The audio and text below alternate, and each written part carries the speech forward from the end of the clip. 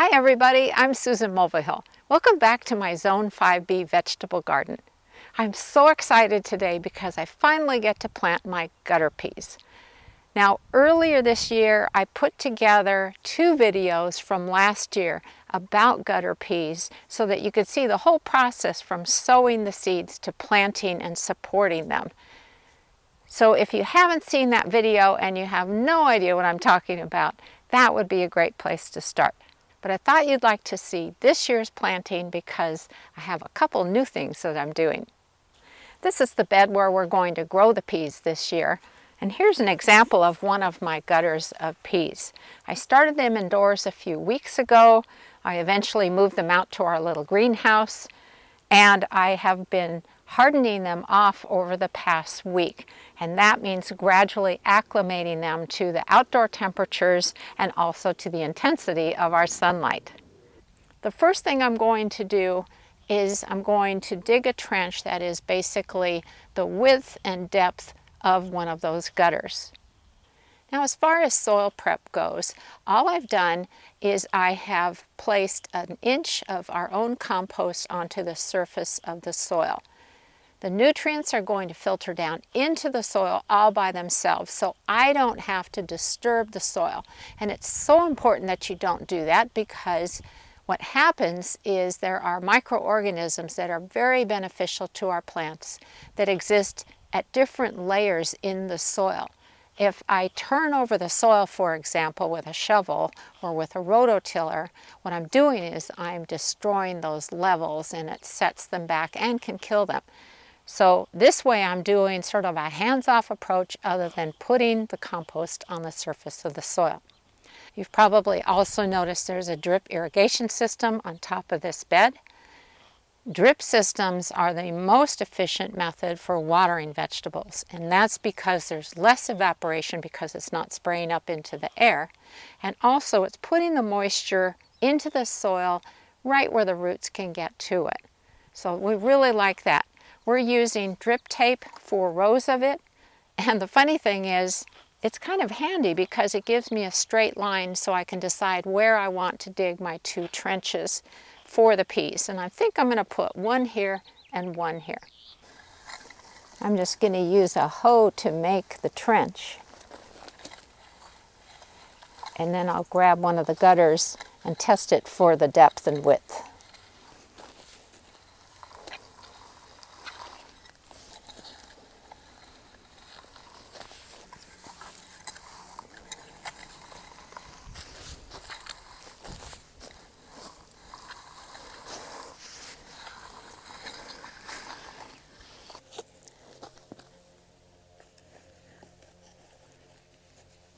Yeah, that looks pretty good. It's a little high in this one spot here.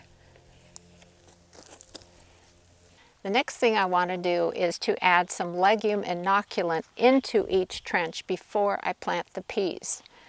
Legumes are beans and peas, and what this contains is beneficial bacteria that will help the plants fix nitrogen.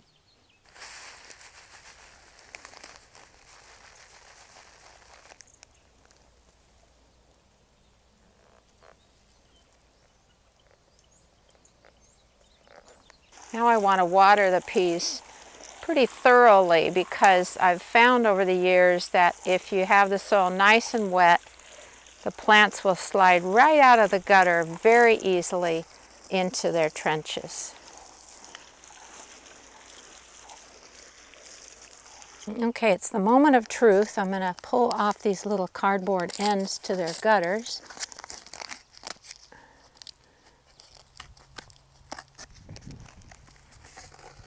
There we go. And then I'm going to tip the end of this gutter down into the trench and hold the gutter itself up pretty high, and then start shaking them out.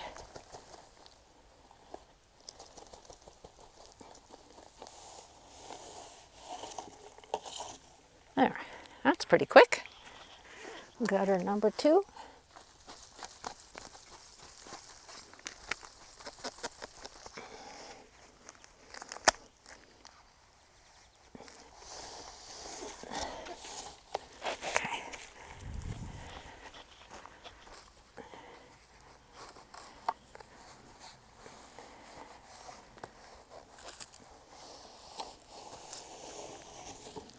That's better.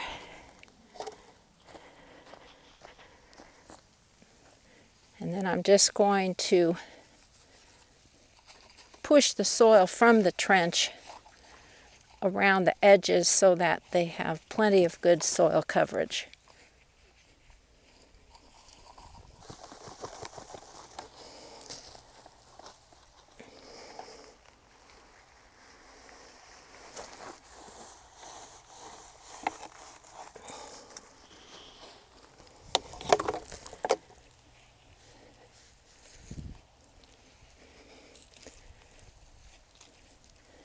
Okay, now all of the plants get another drink. Just to get rid of any air pockets in the soil and make them feel a whole lot better after that traumatic experience. It's funny, the first row was a little slower to go in, and that might be just user error on my part because, you know, I only do this once a year, and so I forget how steep of an angle to hold the gutter. And also on some of them, it helps with me pushing out from the other end to give them a little extra stimulus for going out. But there we are, the 2022 pea bed. Okay, the next important step is for me to give these peas some support because they do get quite tall. And I want to pass along to you that no matter what the seed packet says, always give them support. I have planted supposed bush peas that don't need any support, and they fall together in a heap and they're a nightmare to harvest. So I always recommend putting up supports. Now, as usual, I have saved a whole bunch of our pruned apple branches because they are strong and straight and free. So I'm going to think about what kind of support I want to make over lunch, and then I'll get the supports up so that they're ready to go. Okay, my lunch break is over, and I was thinking about the supports. Since vining plants tend to want to grow toward the south, and that way south here, what I'm going to do is put supports on the south side of each of the rows. So in the past, I've put one on the north side of this row and one on the south side of that row.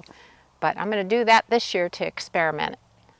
Well, here's the support for this year. Bill helped me tackle this, and it's a little more random lattice than like what we did last year.